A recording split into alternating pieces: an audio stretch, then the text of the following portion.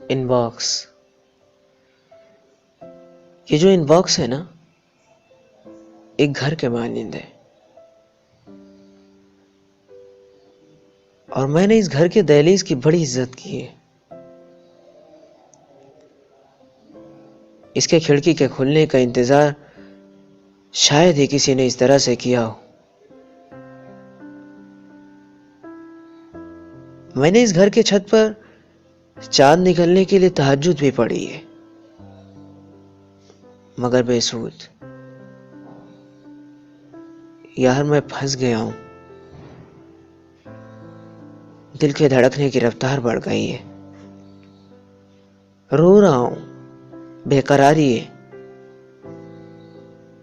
ہر روز یہ سوچ کر دن گزر رہا ہے کہ آج کچھ اچھا ہوگا، کچھ تو کہے گی وہ، لیکن نہ،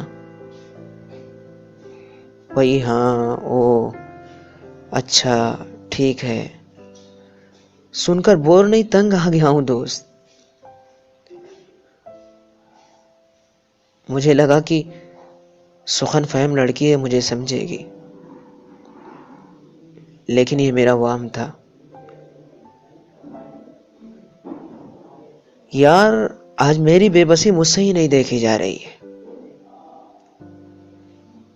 ویسے عام طور پر لڑکے پرپوز کرتے ہیں، میں نے تو ہاتھ مانگا تھا دوست۔ اپنے معیار سے گرنے کی بے حد ہوتی ہے، اور میں گرا بھی، لیکن کتنا اور کب تک گروں؟ تو محترم ہے، خوشبو ہے، سخن فہم ہے، یہی کچھ چیزیں مجھے دیوانہ کر گئیں۔ اتنا دیوانہ کریں گی مجھے علم ہی نہ تھا۔ ویسے تم اپنی جگہ ٹھیک ہو،